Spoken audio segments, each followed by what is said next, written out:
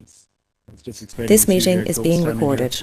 Um, Delighted to welcome everyone from the department, but also some of our colleagues from the wider government network.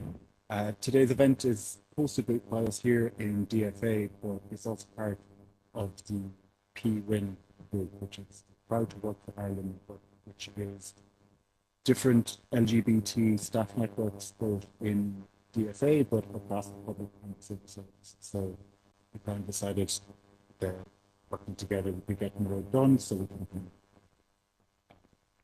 events that address all civil service. So today we wanted to welcome our three very special guests and our in-house colleague Leah. So just to give some brief introductions, first off we have Enda, where most people probably know him more as Veda. Is a musician, drag queen, HIV activist. Veda is also a podcast host with Robbie called Paz Vibes and has appeared with Robbie in a new docu-movie called How to Tell a Secret. Um, Next up is Robbie, who, like I said, also a podcast host, former Mr. Gay Ireland. Uh, that'll be most of the conversations. HIV activist and also has done some work with the department. I believe you went to Poland for the LGBT Film Festival over there. And we got going to Sydney for World Pride with the department. Oh, I see that. You met Jane and and all the crew over there. We put you in touch with our. See how that one up. Next, we have Tony. Tony Walsh is an LGBT activist, DJ, and a founding editor of Gay Community News, GCN, and also the founder of the Irish Queer Archive. Lastly, we have Leah, who's Leah Colgan, a colleague of us here in the DFA, who's a development specialist officer working in the global health team. This team is the section of the department that works on issues including HIV and AIDS, sexual and reproductive health, and the wider global health challenges. Probably should introduce myself. My name is Paul Sheehan. I'm one of the co-conveners of the LGBT staff network here in the department. So I think we have 45 minutes and four very interesting speakers. So I think my main job today is to kind of just keep things moving in a quick pace. We're going to ask each of the speakers to talk a little bit themselves about their own experiences, both as living with HIV, but also in their activism.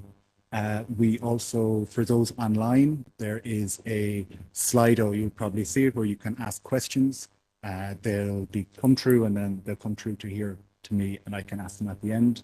For those in the audience, we'll have some mics and you can put up your hand at the end. So we're hoping 5-10 minutes each, and then we can have time for a 15 or 20 minute chat at the end.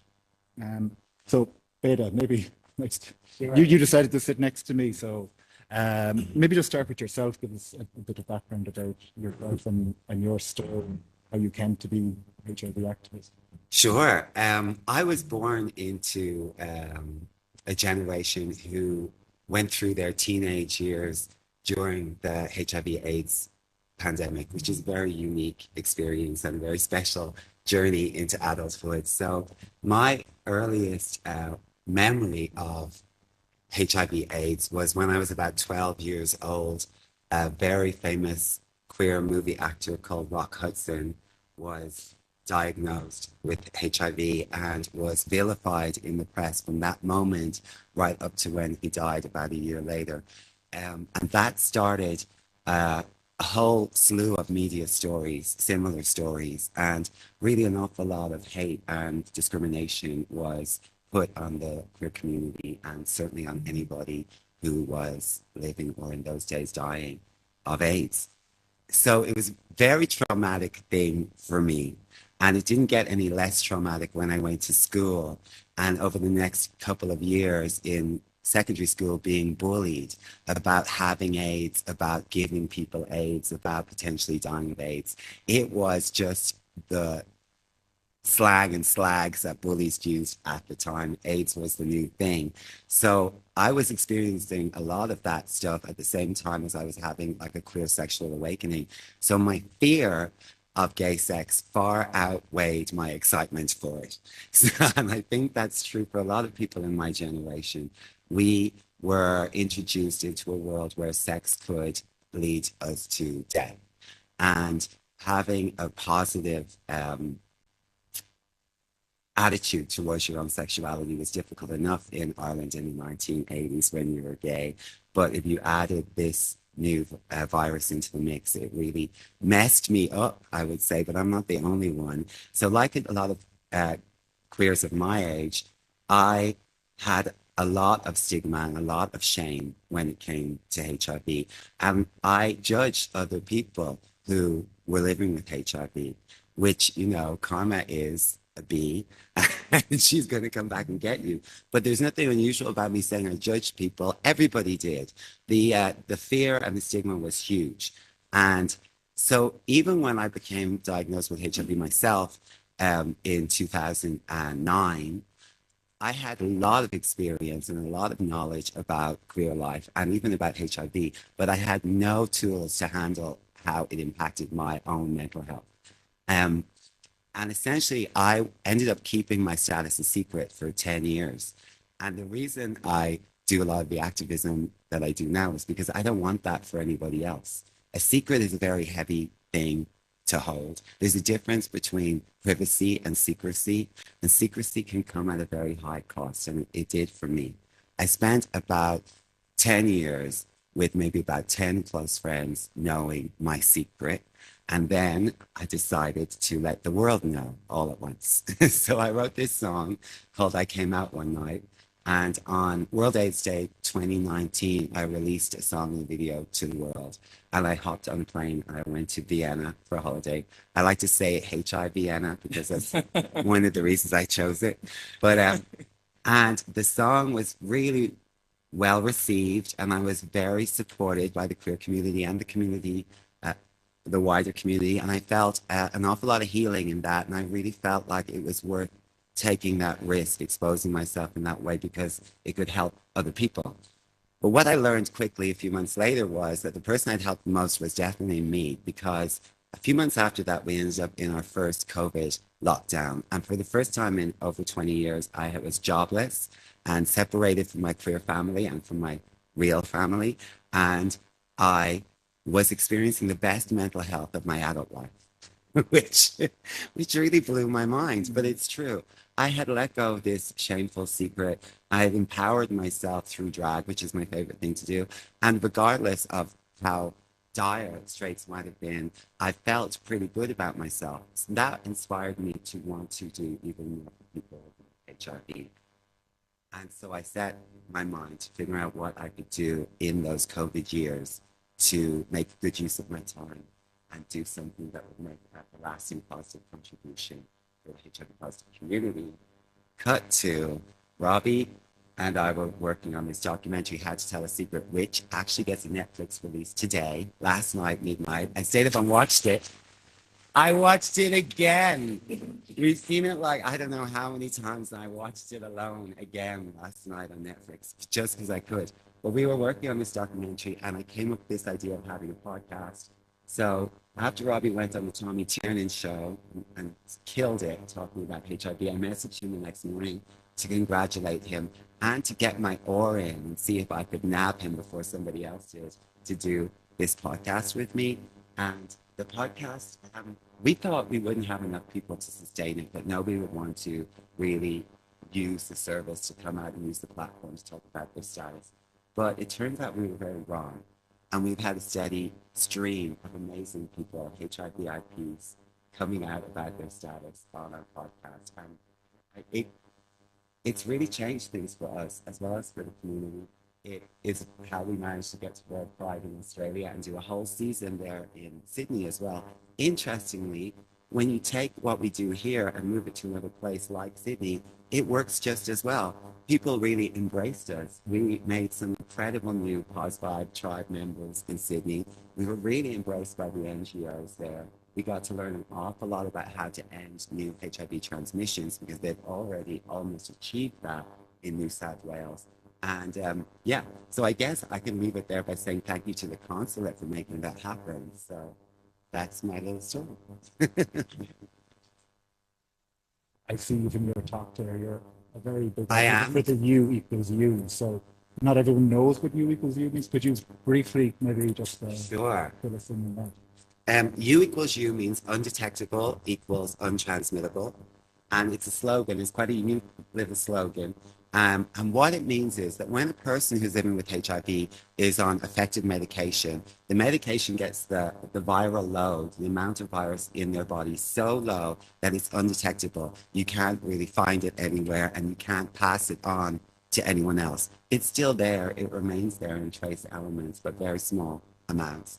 And it's, yes, science has proven that the safest people to have sex with are people who are living with HIV and know their status on medication, because we absolutely cannot pass HIV onto you. Whereas other people who don't care so much or know their status or test regularly really just don't know their status. So there's no safety in that. And that's the irony of it. So U equals U, it's a clunky, undetectable equals untransmittable. It's quite a clunky little slogan. However, it's very unique and it stands out in the world of hashtags and slogans and whatever. I think it does its job pretty well. Robbie, maybe we might ask you your particular story. Hi, everyone. I hate when people ask, what's your story? You have 5 minutes. It's kind of like, oh, okay. You talked about stigma so beautifully and you could you. I might take a different tact. I'm going to talk about the medicines that I was on, because we're at the Department for Foreign Affairs, sorry, and I think the access to medicines is a huge issue, especially on World AIDS Day. So my personal story started off with, I was diagnosed at the age of 21. Okay, I didn't know HIV existed in Ireland because people just stopped talking about HIV in Ireland.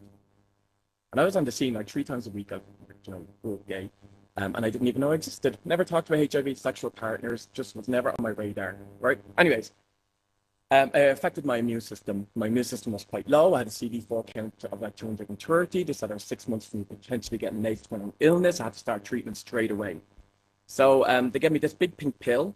This is 2012, I should say, okay? So they're like, take this before you go to sleep at night so you can sleep through most of the side effects. You might get some weird dreams. And I was like, that sounds pretty cool, to be honest. And so they're like, some people have a dream journal. I was like, great. And the thing is, when you take HIV treatment, you have to take it every day for the rest of your life. It's a commitment, right? Because you need the concentration in your blood to make sure that HIV is asleep, make sure you're undetectable, so your immune system isn't affected. You live as long as anyone else, and you can't pass it on. Okay, so and you don't feel sick when you have HIV a lot of the time. I didn't feel sick, and yet I'm medicating against something I didn't feel sick about. So, anyways, I knew it was a commitment. I was in my mom's kitchen at 10 o'clock. I was like, I'm gonna take this, and I'm gonna do it. I'm gonna beat HIV. So I took it at 10. And by 11 o'clock, I was off my face. Like, I was singing, I was dancing, I was running the ground. It was like I took LSD. Really, all the lights in the room. And I remember saying, wow, HIV is a fun time. But my mom was like, what the hell is happening to my son? And I remember trying to go to sleep that night when I just weird dreams. It was like when I closed my eyes, I was in Life of Pi, essentially, right? No dream journal would have captured it. But I eventually got to sleep. But the next day, I couldn't wake up. I was storing my words. People who got COVID brain fog, it's kind of similar to that. I got lost in my estate that I lived my whole life. I just wasn't functioning. I was a zombie. And around 8 o'clock, I felt those side effects lifting. By 10 o'clock, I had to take that pill again. By 11 o'clock, I was high again. Next day, I couldn't move. That happened for 14 days. Until I was around the kitchen table with my family, and I couldn't even lift up my fork. And I remember just turning to my mom. It's like, Mom, I'd rather have 2 years left in my life than take that pill one. So my mom be my mom. She's the best woman in the world, by the way. She's in the documentary. You have to watch it. Give it 2 thumbs up too. She dragged me into the clinic. Dragged me in without an appointment. She's like, what did you do to my son? You made him sicker. And when I told them my symptoms, they gave out to me the research at the HIV nurse. She's like, Robbie, if your symptoms are that bad, we could have just changed your meds. And I was like, no one told me that. I thought HIV was such a bad thing because I knew nothing about HIV. I thought HIV was such an awful thing that the medication was like chemotherapy and this is like what happened. Because there was no groups out there, no one was talking about HIV. Who was I going to text saying, is this bad or good? Anyways, by the second day, I was on this new medicines. I could smile again. I'm like, I got HIV. I'm under control. But actually, that medication would give me seizures for 3 months and give me delusions. My dad lives with paranoid schizophrenia. So the psychiatrist said, actually, this may have triggered paranoid schizophrenia in me too. Anyways, that didn't happen, thankfully, although people can live good lives with schizophrenia. The next drug I was on affected my kidneys, had to change. The third one, I had a specific gene, I couldn't take it, so that one was off the table. The fourth one was 3 separate pills once a day, worked great, but pill burden, okay? So you know the more pills you take, the less likely you are to take them. A new drug came on the market, great, but then my cholesterol went through the roof, was like 8 point something. So I'm on my 6th option of HIV treatment. We say it's like taking a Tic Tac, it freshens up breath, I have no side effects. I'm gonna take that for the rest of my life, and it's brilliant. Even now, if I wanted to go on to my 7th or 8th one option, it's there. There's actually this new medication where it's an injection in the bum every 2 months rather than 365 pills a year. But I don't want to go to the clinic every 2 months, and you have to go every 2 months, so it confines you to Ireland. But it's a great modality for people who need it or might have adherence issues, okay? So during this time, I started working in the UK, and I started working with colleagues around the world. But one will always stand out to me. His name's Brian Sinclair. He's from Uganda. His whole family died of AIDS in the early 2000s. All died. He was an orphan. HIV treatment came on the market in high-income countries in 1996. People stopped dying and started getting access to that treatment. Winnie B. Anima, their executive director of UNAIDS, just recently, actually, she said it in the Joint Directors Committee on Health during the TRIPS waiver discussions. She said around 9 million people died needlessly in sub-Saharan Africa alone, not even Latin America or Southeast Asia, just alone, needlessly, because of delayed access to generic HIV treatment. So while we got to live, my friends, family died, and AIDS is a horrible way to die, as we are. Same happened with COVID-19, same's happening with Mpox, and we can go into that later, but I'm going to ring the alarm bells on that here. So we set up Access to Medicines Ireland. How do we make it a level playing field? And this is where I'm going to criticise the Irish government, because on World AIDS Day, I'm going to end on this, sorry, I know I'm over time probably. World AIDS Day, we have to commemorate those who we lost, but we should also reflect on the successes and challenges of this global HIV response. One of the biggest failures was how we came together and fought intellectual property rights. But we know it's a barrier to access to treatment. We know it for everyone to see. At the moment, there's a pandemic accord negotiations happening at the World Health Organization. The legally binding instrument will ensure at the next pandemic that medicines or diagnostics or vaccines that are needed will be available to everyone in the world. And that in this, we need to do tech transfers to allow lower and middle income countries to manufacture in those own countries instead of these bottlenecks of vaccines. So we get to survive. I had my 5th COVID vaccine, but people just die needlessly constantly in Africa. People are orphaned constantly. There's more value placed in my life in these systems than my friends around the world. Ireland, to our greatest shame, is saying we shouldn't have tech transfer. Intellectual property is the holy grail of how we overcome pandemic preparedness and response. We've seen time and time again, we see in deaths, millions of deaths, how this is a failure constantly. And Ireland are selling our soul so we keep our profits. That's what's happening here. So on World AIDS Day, this is probably ceremonial, but we're not learning. In fact, we're living in a pandemic scene. We're going to expect more and more pandemics because of our climate and ecological crises. A more frequent rate, more HIVs, more COVID, and we're trying to say, we're regressing actually. We're trying to say, actually, let's pour the vaccines for diagnostics ourselves. We'll just give the rest our crumbs, which we've seen time and time again. So unless we actually make change here, we are selling ourselves. And unfortunately, the people who are dying are those who are in the countries. And we're not learning from our mistakes. We're not, we're regressing. So on that note, I'll just leave it there.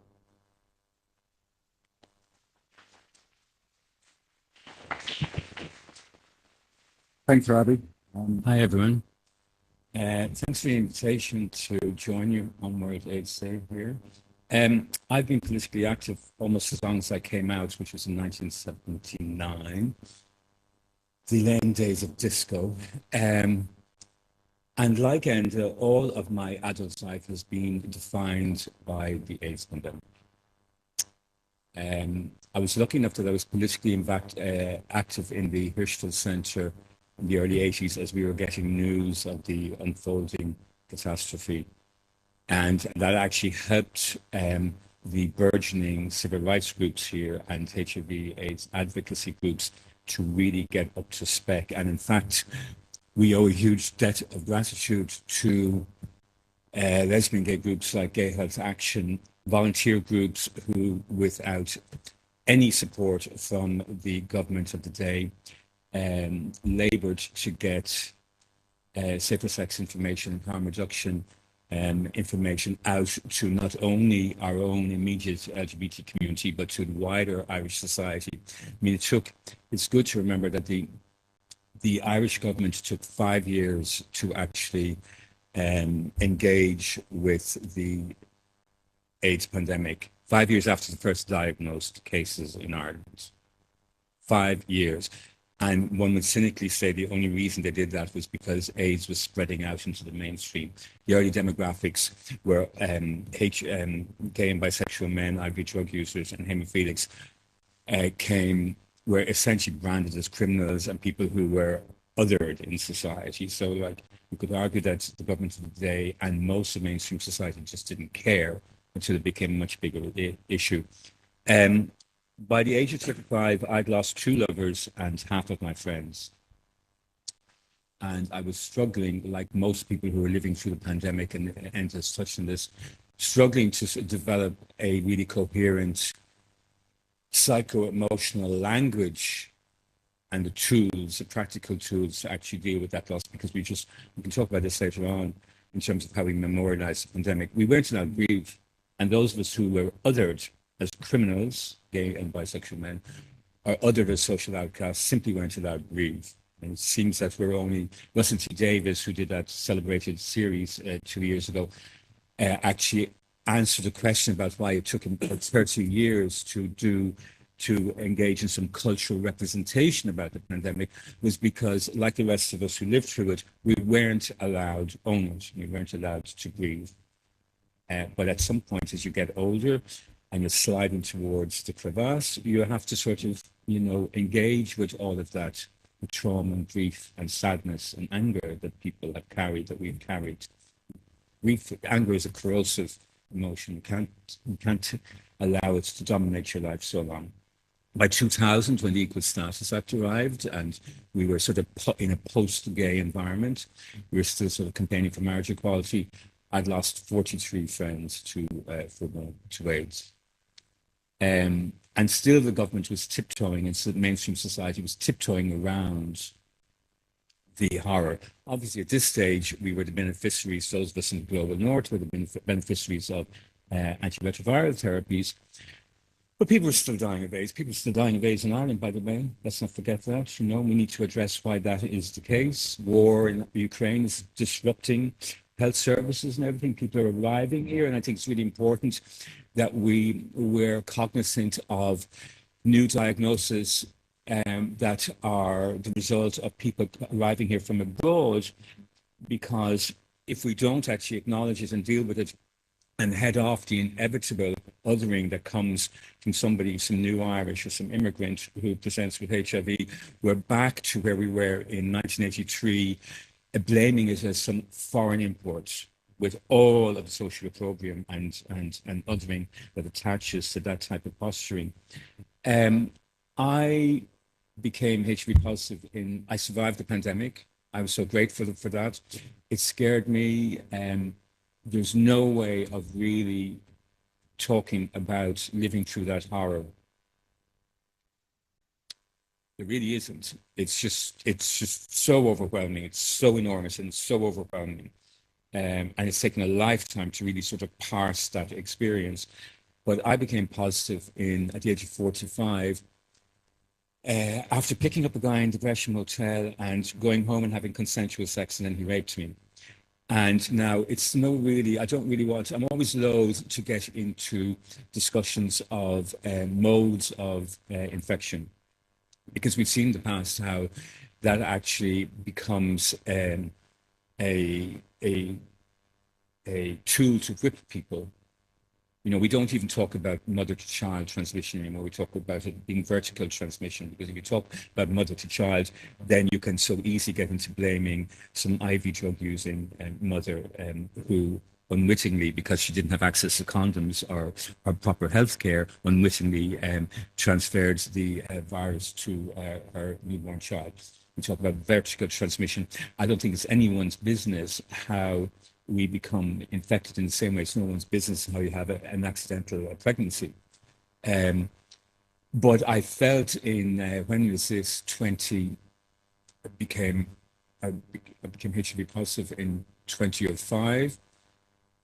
Immediately went out and told everyone about it. I thought, I want to own this story. I need to own this story on my terms. I'm going to tell everyone and then get over it and move on and stop the inevitable attempts at catastrophizing one's status, as people do. Even some well-meaning people tend towards, even today, after all of the fabulous information about EU equals you, still tend to catastrophize a disclosure. And a lot of that comes down to, and by the way, How to Tell a Secret illustrates this and riffs on that societal response really well. And a lot of it is just the accumulated baggage of the last 40 years of the 41 years of the pandemic that we're still sort of, muddling our way through. And I was quite open about my HIV status, but I wasn't open. I waited until after my mother died in 2015 to talk about how I become infected. And I was still also, by that stage, because it would have just really upset her if she'd known I'd been raped. But I felt at that point that gay men needed to have their Me Too moment in the way that heterosexual men and women were having the Me Too moment. That in all of this time, we gay and bisexual men have tended, when it comes to sexual behavior, we've tended to sort of just simply look at how we negotiate desire and intimacy from the pivot of sexual health, but not holistic health. Not about like, I don't want you to do that. I'm not comfortable with this, whatever. And of course, I needn't tell you why that's the case. When all the mechanisms of how we negotiate desire and intimacy were illegal up until 1993.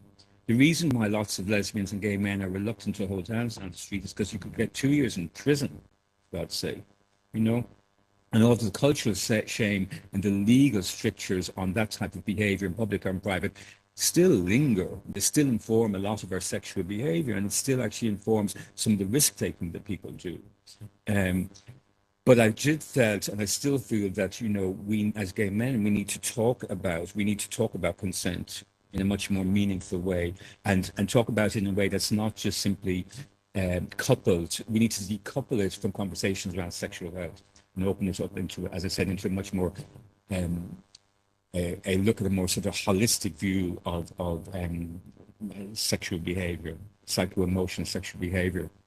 And over the years, I've been involved in various advocacy groups. I've left that space to other people, a newer generation like the fabulous Robbie and even Enda. But I am, at this moment, the archivist in me, and I volunteer for the Irish Queer Archive, which is now the National Library of Ireland. And at the moment, I'm scanning and documenting a lot of records from the period.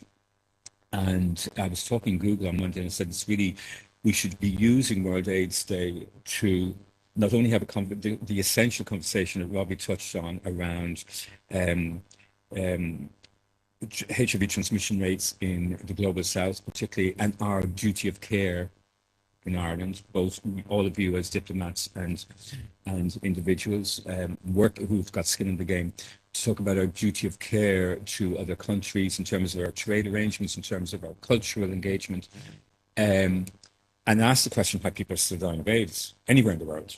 It just simply shouldn't be happening. Challenging big pharma, all that sort of stuff. There are essential conversations really need to happen right now. And the other thing too is in terms of memorializing the pandemic. I love the fact that Ireland is such a small country, because 5 years ago I gave a paper on World AIDS Day in Maynooth College about suggesting the need for an Irish HIV AIDS monument, and then talk about the randomness chance. A few months later, I'm giving a walking tour in Dublin, and the city council phoned me and say, "Do you mind if the Taoiseach and his partner join you?" I said, "Fine." And the next thing, I called head blow loose, and I thought, okay, great opportunity. I need to go and print off that paper I gave him in Maynooth. So I palmed him the paper. It's a short paper. It's great. I saw it online. but it really is riffing on how we memorialize, how we remember the pandemic, how we remember it with greater sense of urgency and equanimity and honesty, and then the sort of the structures we put in place, and not just the physical structures, not just the totem up in Phoenix Park, but the metaphysical structures, digitizing archives, having essential conversations, addressing, and also to even pivoting on people's experience, which both of you have talked about, pivoting on people's experience of COVID to engender a much more empathetic understanding of the pandemic for people who lived through COVID but didn't live through AIDS. I mean, because there are similarities, but they are very, very different. I mean, in terms of crude mortality, COVID is nothing like what AIDS was. But I gave Leo the paper, and the next thing is Martin Fraser, great department secretary of the Teachers Department, rang me a few days later and said, come into government buildings, we need to talk about this. And Leo Varadkar just signed up to the thing. And I think you've been part of the steering committee, haven't you? And I was involved with community groups just before the pandemic, actually engaging in community consultation about the monument and what we wanted from it, and not just that you plonk a piece of stone or metal in Merrion Square or whatever, but actually talking about all those wider essential stuff that we're really engaged with and that are necessary, the necessary conversations. But then COVID happened and we sort of stopped traffic restrictions and everything, but the Taoiseach Department continued to run with it. And I'm really grateful that the Taoiseach applied such urgency to the project and also took ownership of it. I mean, I don't care who actually claims credit for it once the thing is done. I'll claim credit for it then. I'll claim credit for naming it the Rusty Ring. I definitely got there first. But I would say that, the monument is not the end of the process. It's the beginning of the process. And we need to really shout that as loud as we can. We are going to unveil the monument, which is huge. I reckon I'll have a box of tissues with me on Sunday up in Phoenix Park. We'll unveil that monument. That's the beginning of the process. And when we then have to ask ourselves, well, what is our duty of care as Irish citizens? What's our duty of care in this country towards remembering the pandemic, towards learning lessons from it, learning lessons that we can then apply to the place we find ourselves in today. And also and this is the thing, as a cultural historian that really, and then I'll finish, as a cultural historian, the thing that grieves me is that when you look back over 40 years, as we've memorialized the pandemic, there's a massive paucity of cultural representation in this country. And what I'm talking about are memoirs, TV documentaries, film, and creative films. I mean, we've had to wait to tell Sean Dunn and Anna Rogers to how to tell a secret for one of the most cogent, amazing, flamboyant, urgent documentaries, possibly the best to date. 40 years later, we've got this amazing documentary, and you have to ask, well, why hasn't it happened? Why hasn't it happened in the intervening years? We've had Stories from the Silence, Alan Gilson, and whatever. We've had Contra Bean's Blackwater Lightship. But we need to press on. We need to use the monument, and we need to use World AIDS Day to pivot a much more urgent request for cultural representation. Thanks, Tony. Thank you, Tony. I think you raised well, all three of you have raised some good points there, but one of the elements was that HIV doesn't necessarily discriminate itself. While it's predominantly known as something that affects queer men, it is a wider issue. And I think the most recent statistics in Ireland are showing that the highest growing category is women, and also heterosexuals as well. We might get back to that one, but maybe Leo might just talk a little bit more about the work the department is doing, and very often it's outside of Ireland itself. Yeah, so I think that's just what I will touch on and add to the conversation. So I'm going to be coming at this from a more global South perspective, and to make sure that the voices of women are sort of reflected in this conversation, because it's incredibly important. In sub-Saharan Africa, this is just last year, 63% of the new HIV infections were women. So can't really have the conversation without having that reflected. I suppose I can sort of speak about our work. Our international development policy, A Better World, really underpins and focuses on reaching furthest behind first. So our work on HIV and AIDS in relation to that is very much focused on prevention, strengthening and supporting health systems, which is something Robbie touched on a little bit earlier, maternal and child health, and then also sexual health and reproductive rights, which is something we recently just launched an initiative on, which is great. And we sort of do a lot of this work through our partners. And we have partnerships, for example, the Global Fund, which has been a key partner for a long time. And I could go on and talk about our different partnerships, but I suppose a nice way or a good way, an important way to sort of, it would be to link in the theme of this year's World AIDS Day, which is Let Communities Lead.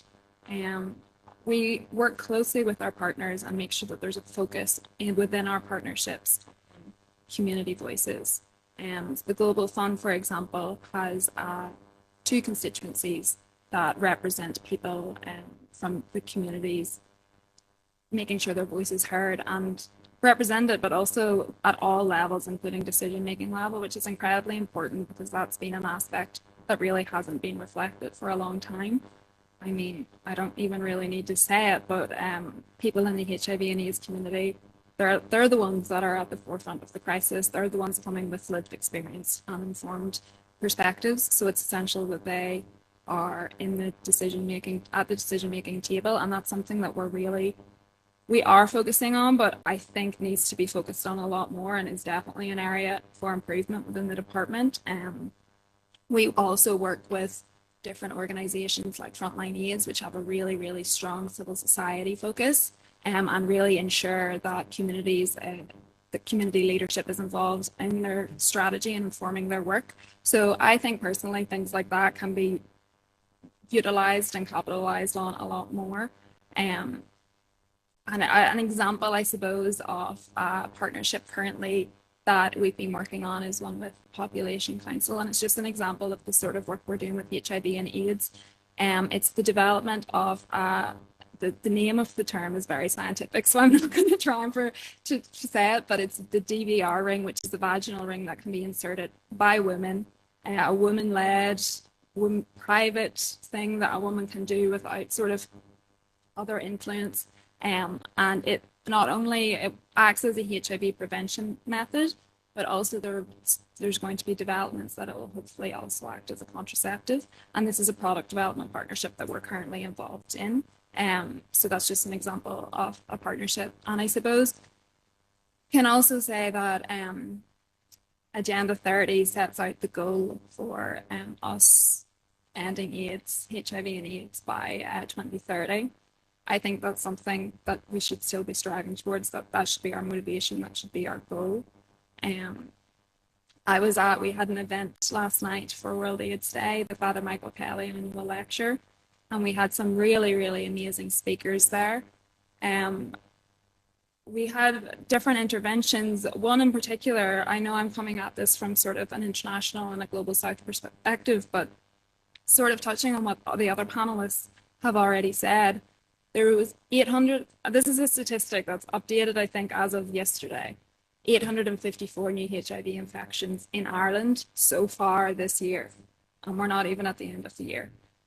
I mean, I don't need to do the maths for you to know that that's over 2 a day. Like, that's huge. So I think for me also, just upon reflection of being asked to do this event, there is a sort of sense of, it's not just, definitely when I was growing up, it was phrased to me as like, it's not an issue here, like it's not an issue in Ireland. And I think it's really, really important that we sort of like look at what's happening in Ireland, because I think that can better inform how we do our work abroad. And also just to say that if anyone's sort of further interested in hearing from this sort of perspective, our keynote speaker was a lady called Winnie Suruma, and she's recently just published a book along with 4 other Black African women living with HIV, so 5 in total. It's called, wrote down, Our Stories Told by Us, and it celebrates African contributions to the, I think, UK-specific HIV response. I'm definitely going to be going and buying it. I think it's going to be an excellent book and resource, and something that I think people of Ireland and everyone could learn from. I think if we start improving our knowledge here, that will really help fight the stigma and the discrimination that's sort of, I mean, it's everywhere, both home and abroad. And it's like, It's a million, Leah.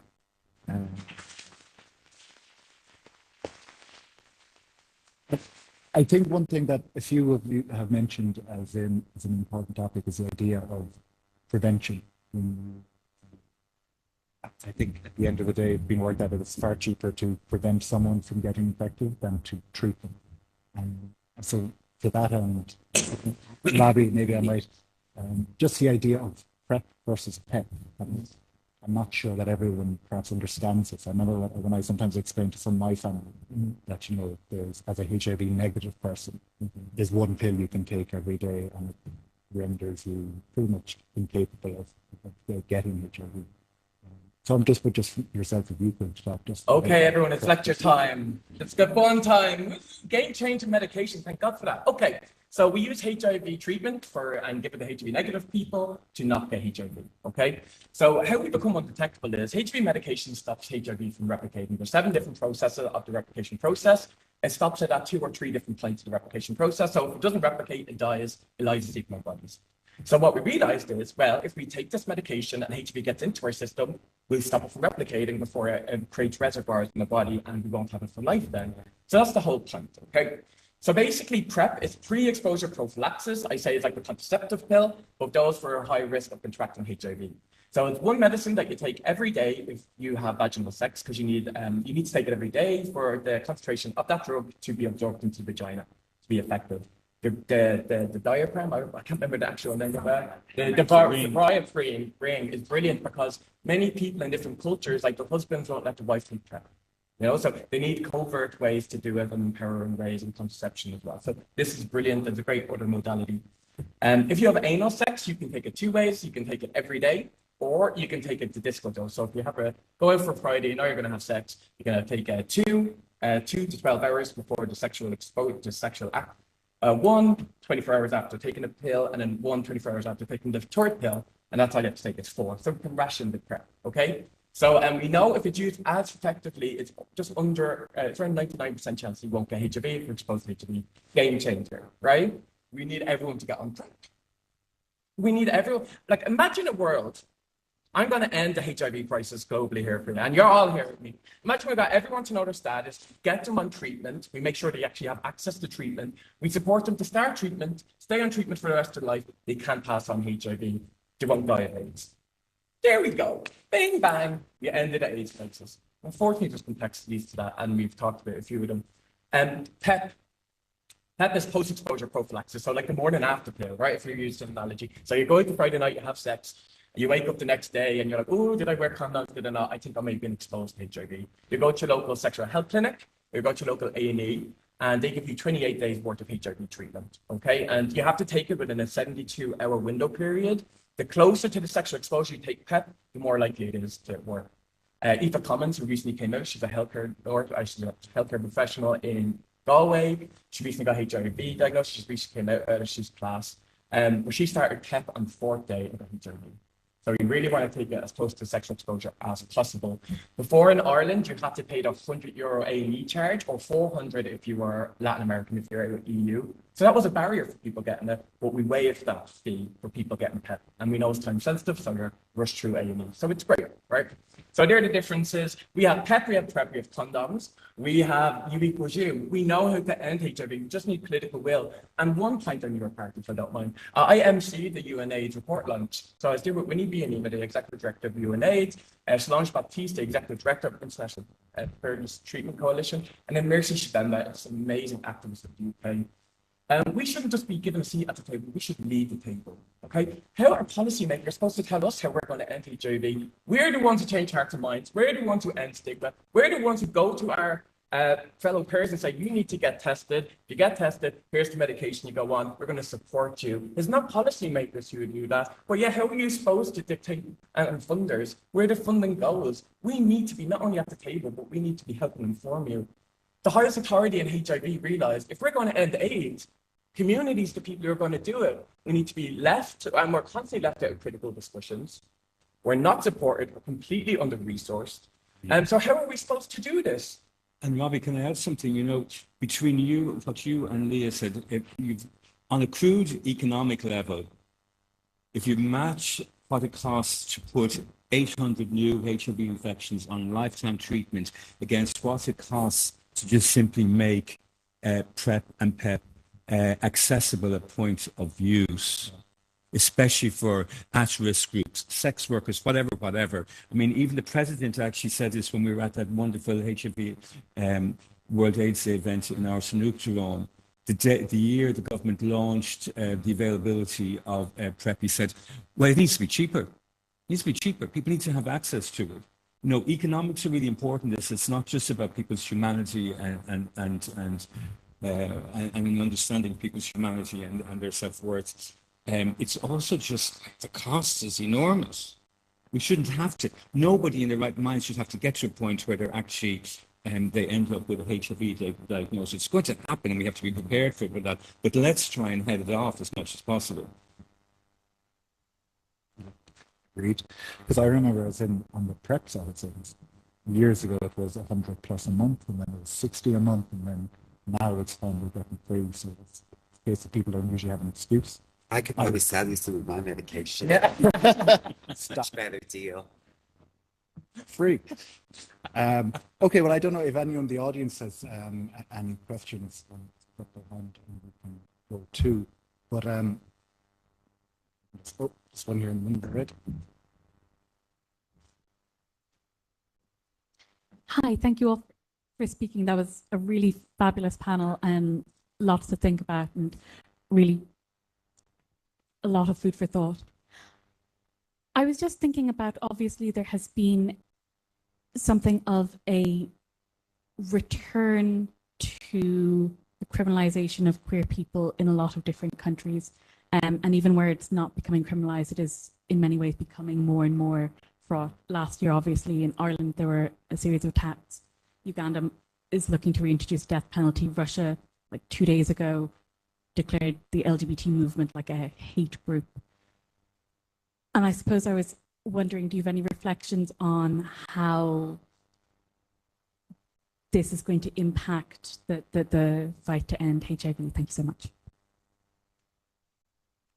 Yes. Sorry. It's hugely I problematic. know, I'm sorry. But it's so true. Punitive laws, we just see how punitive laws increase HIV infection. Okay, whether it's homosexuality, criminalization of drug use, criminalization of sex workers, criminalization of trans people. So we see that correlation time and time again. And the Global Fund put out an advocacy roadmap 2023 to 2025, and they found this like lovely data to show that in countries where there's closing civic spaces due to punitive laws, or countries that are going against civil society organizations, disease burden rises, right? But where there's open civic spaces, disease burden is less than 1%, right? So it just highlights the power of the importance of us, and then the new HIV infections linked to deaths.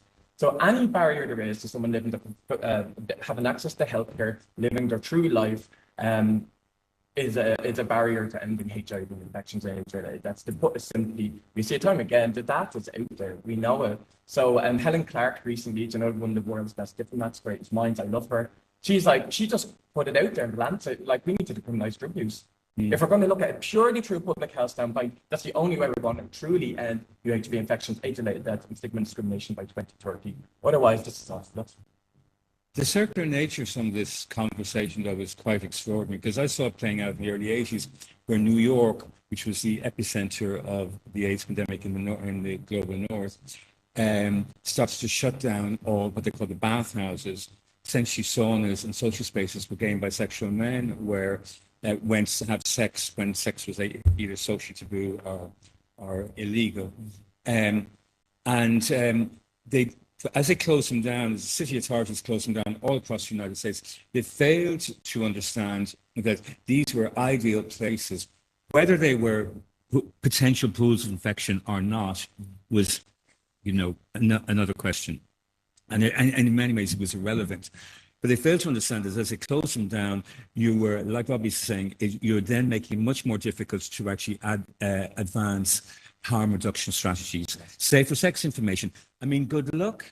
At least if you've got a sauna like the Boiler House in Dublin, you can put out a box of condoms. You can have your leaflets. You can put up your posters. Good luck trying to do that up in Phoenix Park or somewhere. You know, it's just not going to work.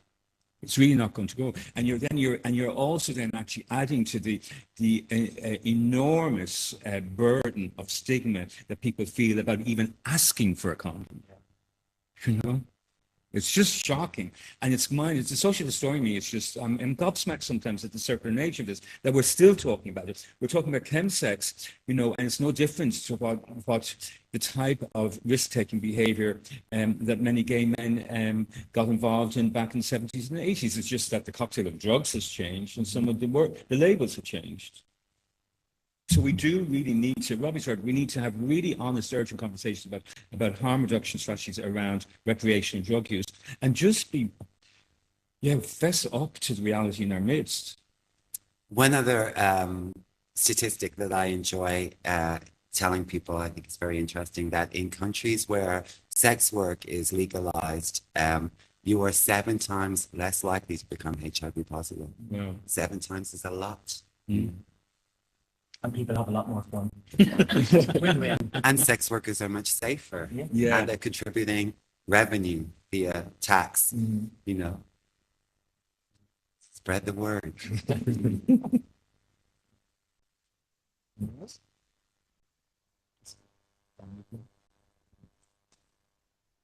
Yeah, I suppose just a question for the panel. A big theme I see here is history repeating itself. Some of the conversations keep coming up over and over, and sort of the burden of this piece of queer history. What would be your advice in more effectively engaging in queer history, I suppose, in this piece of it as maybe a younger LGBT person today? Do you have any advice on that?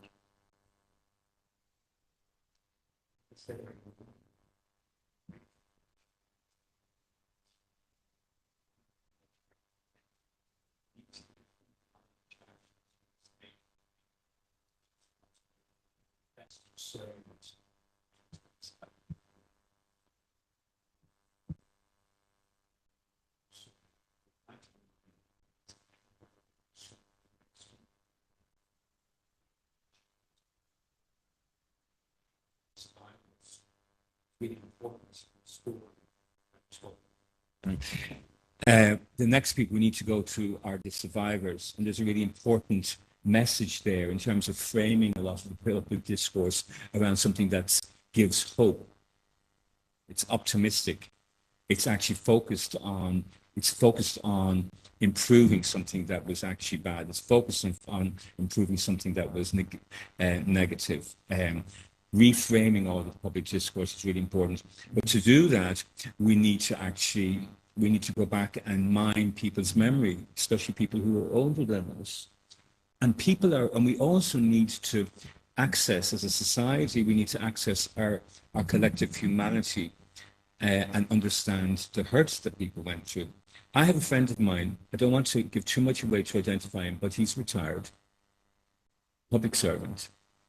And he lost as many friends as I did.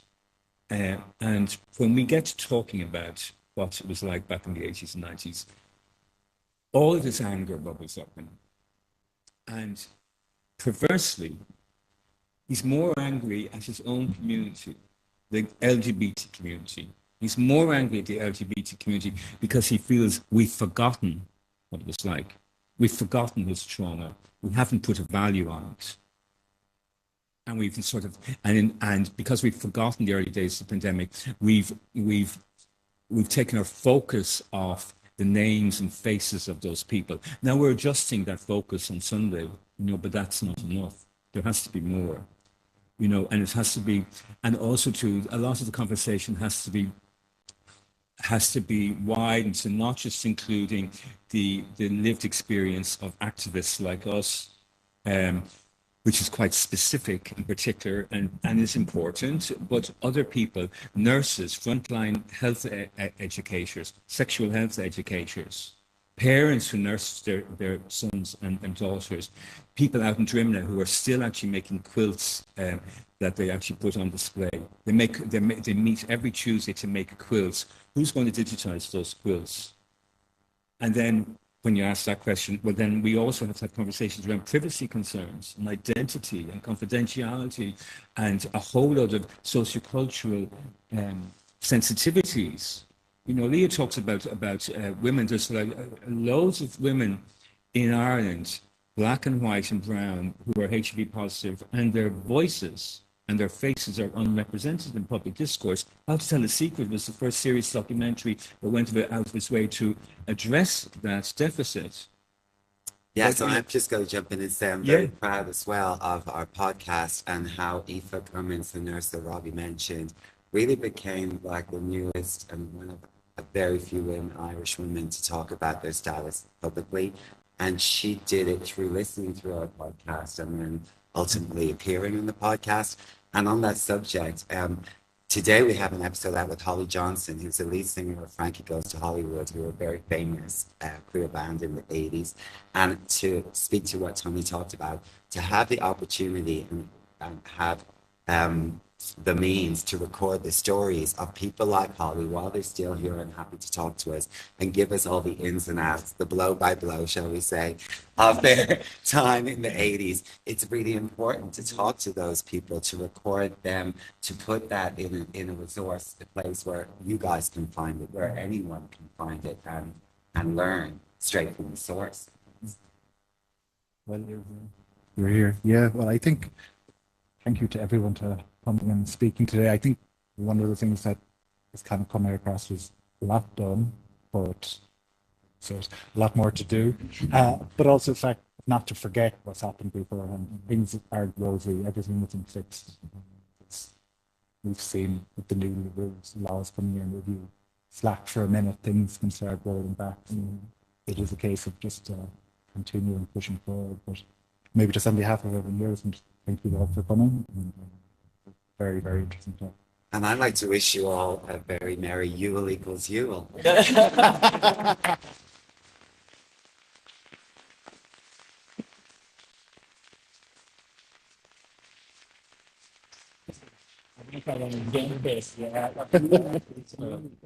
All right. Thank you to everyone. And please take as many sandwiches as you want.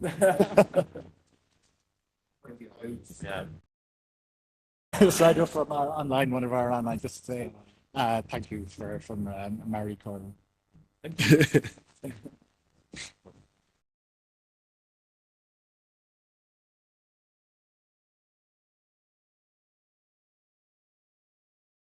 This meeting you have been